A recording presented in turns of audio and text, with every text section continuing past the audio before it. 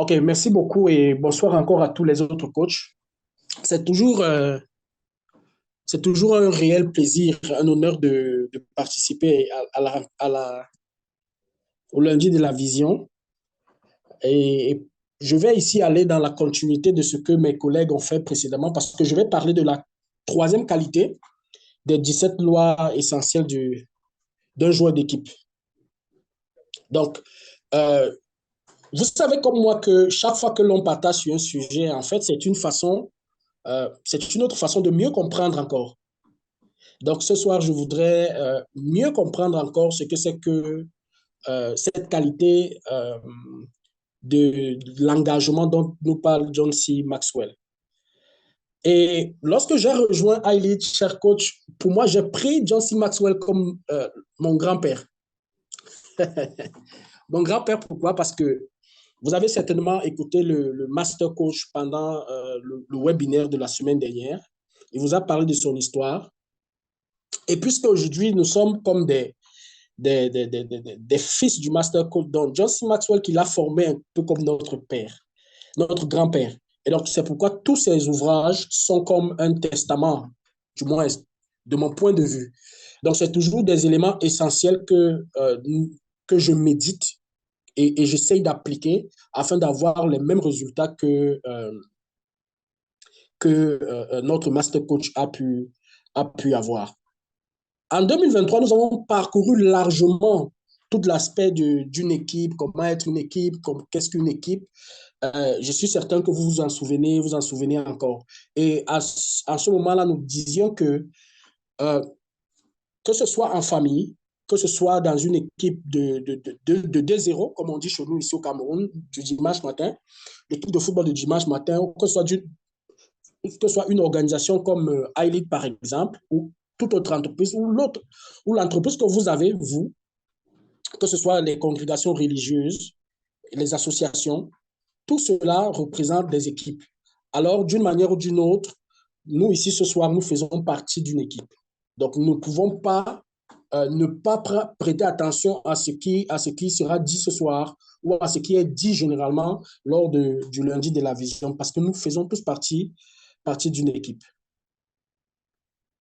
Lors du webinaire de la semaine dernière, j'ai personnellement compris que pour réussir, chacun de nous devait encore mieux comprendre l'équipe dans laquelle elle se trouve afin de mieux jouer son rôle. Imaginez un peu un parent, un papa ou alors une maman qui ne joue pas son rôle au sein de l'équipe familiale. La famille sera déstabilisée si elle ne joue pas son rôle.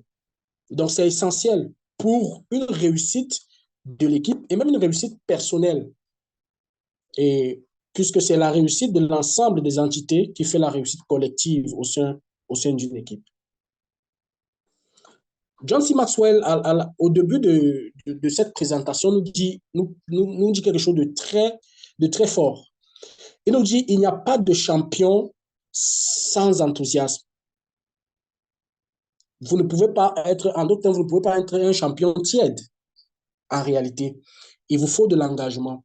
Et c'est de cela que nous allons parler ce soir. Mais cette qualité de l'engagé, à qui profite-t-elle? À qui est-ce qu'elle peut profiter? En réalité, que vous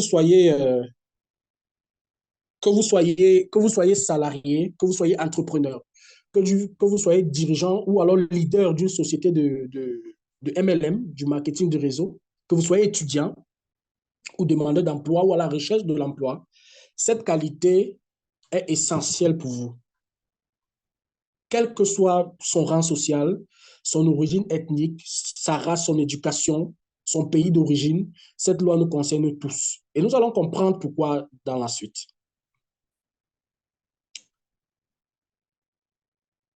John C. Maxwell nous dit que les gens ordinaires, comme vous et moi, naturellement, qui s'impliquent, peuvent avoir un impact extraordinaire sur le monde.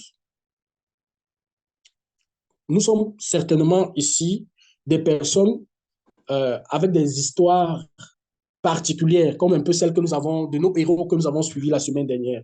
En réalité, c'était des gens ordinaires, mais qui ont pu réaliser des choses extraordinaires. Et je pense que quelque part, ils ont joué en équipe, ils ont su jouer en équipe et ils ont compris ce qu'il fallait faire. Et aujourd'hui, ils peuvent être des modèles pour nous. Alors, pour être un bon joueur d'équipe, il faut savoir prendre sa place au sein de l'équipe. Je vais beaucoup plus parler ici de l'équipe en termes de famille, mais vous pouvez rapporter naturellement cela à une organisation, à une entreprise. Mais je parlerai de famille pour qu'on comprenne encore mieux ce que je suis en train de dire. Alors, pour prendre sa place dans une équipe, il s'agit tout d'abord d'identifier ce à quoi nous croyons, notre combat, notre big why. Une fois que nous avons identifié notre, notre big why, il nous sera plus facile de nous engager à atteindre nos objectifs. Donc, pour prendre sa place au sein de l'équipe, il faut identifier notre big why, nos croyances fortes. Et donc, cela permettra à ce que nous nous engageons dans l'atteinte de nos objectifs. Et là, que nous soyons en famille, que ce soit en équipe, que ce soit en entreprise, cela est essentiel. Lorsque, en tant qu'employé, je me retrouve dans une organisation, je dois pouvoir euh, comprendre la vision et en ce moment-là, je trouve, n'est-ce pas, une intersection entre mes croyances et la vision de l'entreprise que je m'apprête à servir ou que je suis en train de servir. Qu'est-ce que je veux dire? Lorsque je suis employé à iLead Global, par exemple, j'identifie et j'essaie de comprendre la vision de iLead Global. J'ai des croyances, j'ai des convictions, j'ai des combats personnels. Et donc, j'essaie de trouver là où mes croyances et la vision de iLead Global se recoupent. Et en ce moment, je peux m'engager de tout mon cœur à servir donc au sein de l'équipe dans laquelle je me trouve. C'est la même chose en famille. Donc, ce que je suis en train de dire, nous pouvons aussi l'appliquer en famille. Par exemple, à l'école de business de Ali Global dont Coach Serge venait de parler, le Master Coach nous enseigne que nous devons nous lancer dans une entreprise dans le but de résoudre un problème. Et que ce problème, en fait, sera notre combat, sera notre big why. Et nous allons, n'est-ce pas, nous engager à résoudre le problème via notre entreprise. Et donc, là, j'ai montré ici en tant qu'employé comment je peux trouver ma place au sein d'une équipe qui a été certainement créée, ou alors en tant qu'entrepreneur, comment je peux bâtir mon équipe et trouver euh, euh, mon big why et puis m'engager aussi à servir au sein de mon équipe. Un autre élément essentiel dont John C. Maxwell nous parle ici, c'est l'engagement des compétences dans le service de l'équipe. C'est fondamental. Une fois que nous, nous sommes engagés à respecter notre big why, nous devons également engager nos compétences. Ce sont des compétences que nous avons acquises peut-être par une formation initiale ou alors par une formation alternative ou alors par une formation de maître à élève, par exemple. Donc, je ne parle pas ici forcément d'un cursus de licence, master et tout le reste. Non. Toute compétence que j'ai acquise, quel que soit l'itinéraire, je dois pouvoir le mettre au service de l'équipe. Et donc, nous devons aussi mettre nos talents, nos dons, nos compétences en leadership. Et un point important que j'aimerais souligner ici, et à iLead, c'est vraiment le point essentiel, c'est notre développement personnel. Notre développement personnel nous permettra d'aller encore plus loin dans l'optimisation de nos compétences et dans la multiplication de nos résultats. Dans les 15 lois de la croissance, John C. Maxwell nous dit que nous devons nous développer pour ceux qui nous entourent. Donc, Si je suis au service de mon équipe et que je comprends que mes compétences doivent être engagées pour servir au sein de mon équipe, je dois pouvoir donc me développer dans le souci de mieux servir mon équipe. Je ne sais pas si vous voyez l'importance. Donc, chez nous à iLead, le développement personnel est fondamental. Fondamental parce que nous savons que lorsque un être humain se développe, il peut décupler, multiplier par 100, par 1000 les résultats qu'il peut avoir. Et donc, c'est pourquoi, en tant qu'entrepreneur, nous devons, n'est-ce pas, promouvoir le développement personnel au sein de notre équipe. D'ailleurs, le master coach dit souvent qu'il ne faut pas qu'il y ait un niveau de développement entre le dirigeant et ses collaborateurs. Il ne faut pas qu'il y ait une trop grande distance en termes de développement personnel. Alors, une fois que l'on a compris cela, il faut prendre sa place en définissant naturellement son grand pourquoi, ses compétences intrinsèques et surtout son développement personnel. Et pour cela, une fois que c'est fait, il nous faut donc un plan. Il nous faut donc un plan pour pouvoir mieux servir. Parce qu'en définissant le plan, nous allons comprendre en réalité qu'est-ce que nous allons faire à chaque fois au sein de cette équipe. Nous n'allons pas nous engager dans n'importe quel couloir au sein de cette équipe, mais nous allons cibler des endroits où notre plan nous envoie afin de rendre encore l'équipe plus productive. Regardez ici l'équipe comme la famille, l'organisation, l'association, quels que soient les niveaux où nous nous trouvons avec les autres pour poursuivre un but. Au sujet du développement personnel, souvent, on ne sait pas où commencer. Ça peut arriver.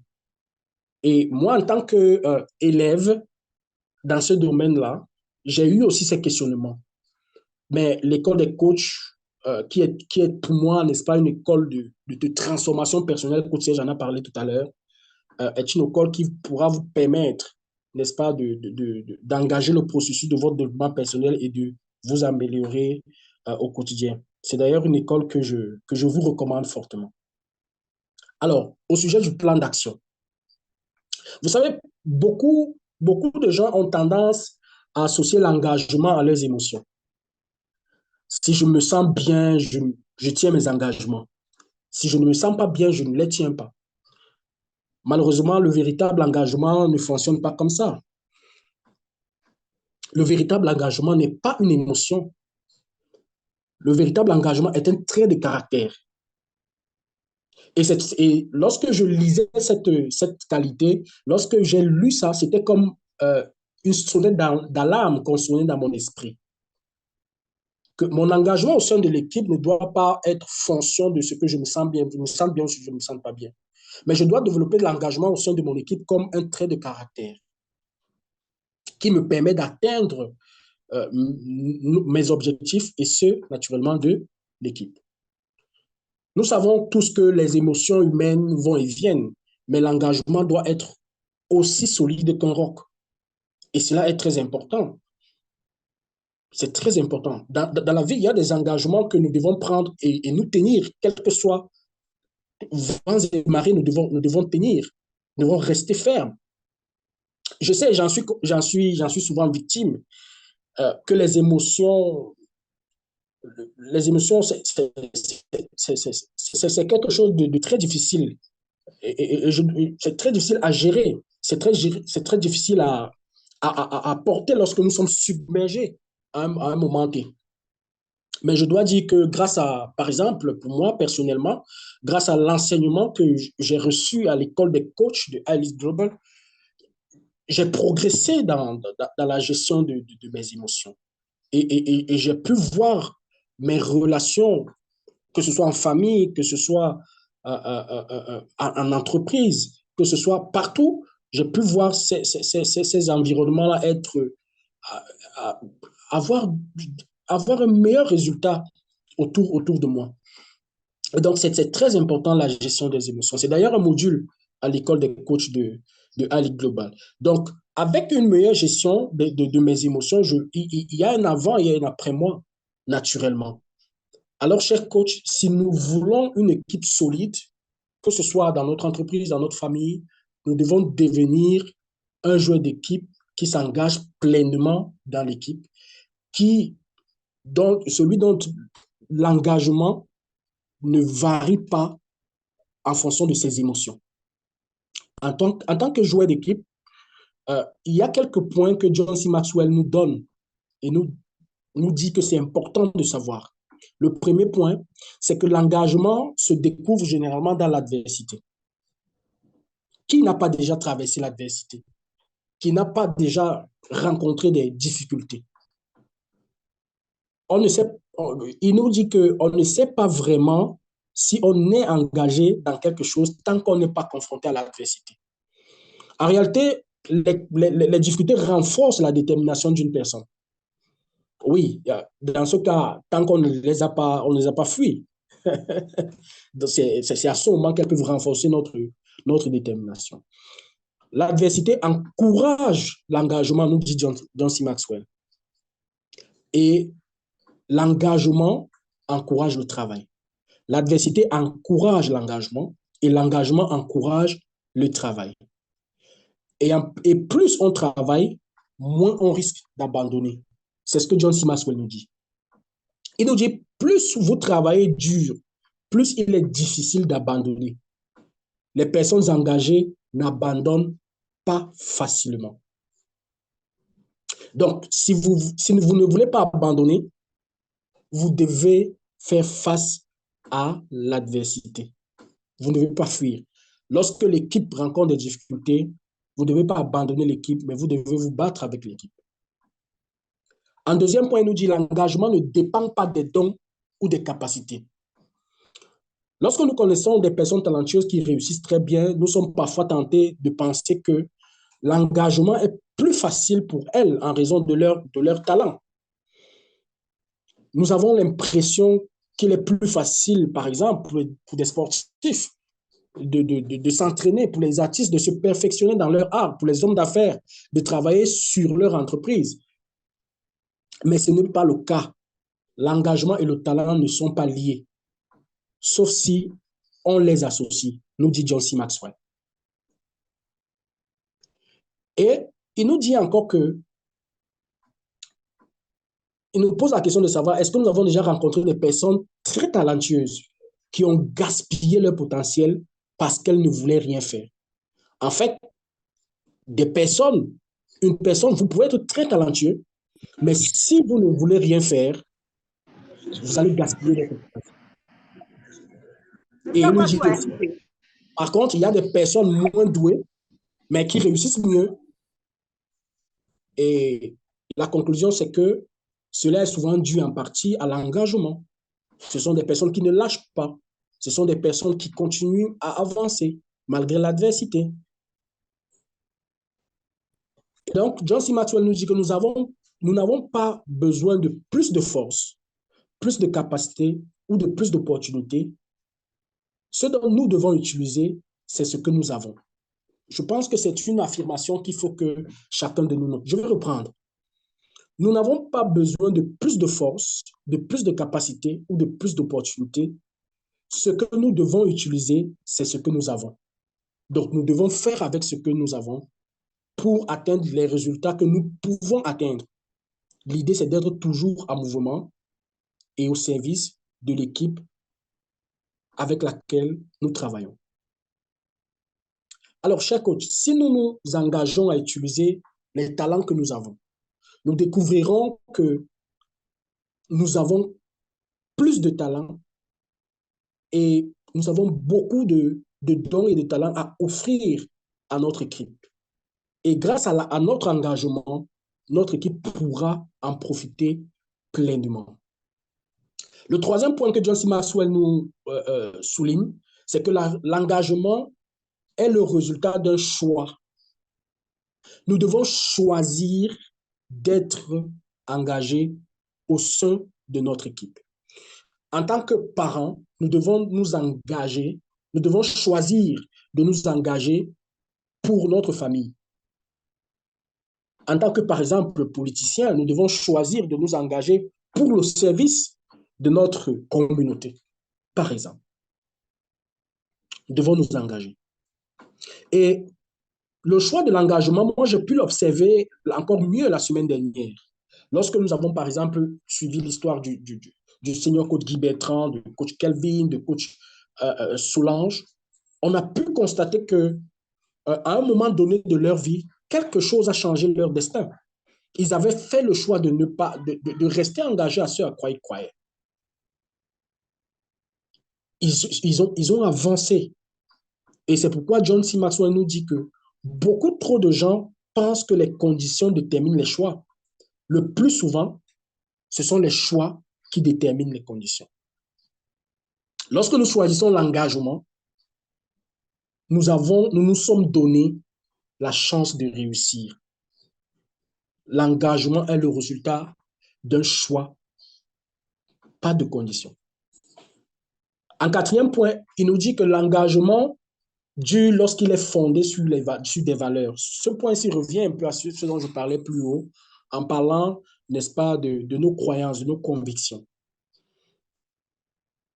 C'est une chose de prendre un engagement dans l'instant, ça n'est une autre de s'y tenir. Je pense que cela vous est déjà arrivé, n'est-ce pas? De prendre un engagement et de ne pas le tenir. Moi, ça m'est arrivé. Ça m'est arrivé. Mais dans cette loi, John C. Maxwell nous montre un peu comment est-ce que nous pouvons faire pour rester engagés, pour tenir nos engagements. Il nous dit que la réponse se trouve dans ce sur quoi est fondé notre engagement. Pourquoi est-ce que vous êtes engagé dans cette relation dans laquelle vous êtes engagé aujourd'hui?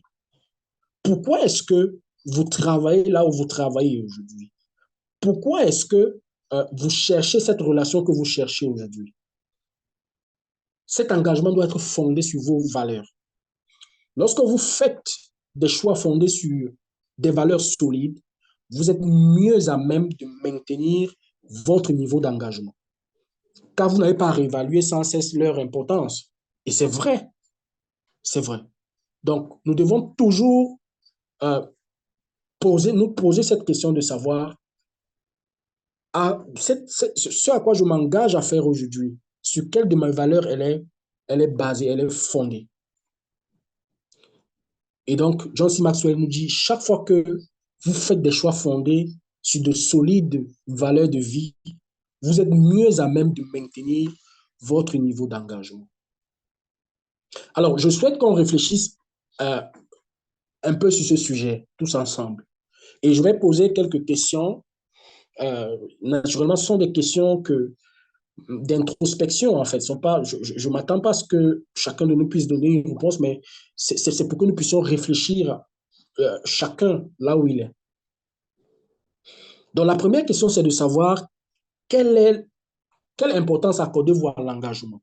Lorsque vous avez donné votre parole, lorsque vous êtes engagé à faire quelque chose, quelle est l'importance que vous accordez à cela? Êtes-vous quelqu'un qui apprécie la loyauté et le suivi? Dans les moments difficiles, avez-vous tendance à rester sur vos positions ou avez-vous tendance à faire des compromis, voire à abandonner? Plus précisément, quel est votre degré d'engagement envers votre équipe, envers votre mariage? Quel est votre niveau d'engagement? Envers votre organisation, l'entreprise que vous avez créée, envers votre famille, vos amis et vos proches. Par exemple, votre engagement envers votre localité, pour ceux qui veulent travailler dans les localités décentralisées. Quel est votre engagement? Pour votre village, par exemple. Je pense en Afrique, peut-être ailleurs dans d'autres pays, ça se passe pour les comités de développement des villages. Peut-être certains ont des engagements dans ce sens. Quel est votre degré d'engagement pour votre pays, pour ceux certainement qui veulent se lancer en politique? Votre soutien est-il solide? Votre dévouement est-il indéniable? Voilà un peu quelques questions que John C. Maxwell nous pose au sujet de l'engagement. Et voici ce qu'il nous dit. Si vous réévaluez votre intention de rester dans l'équipe chaque fois que vous et vos coéquipiers êtes confrontés à l'adversité, vous pouvez attendre à ce que les autres membres de l'équipe s'engagent eux aussi. Si vous réévaluez votre intention de rester dans l'équipe chaque fois que vous et vos coéquipiers être confronté à l'adversité, vous devez peut-être revoir votre engagement.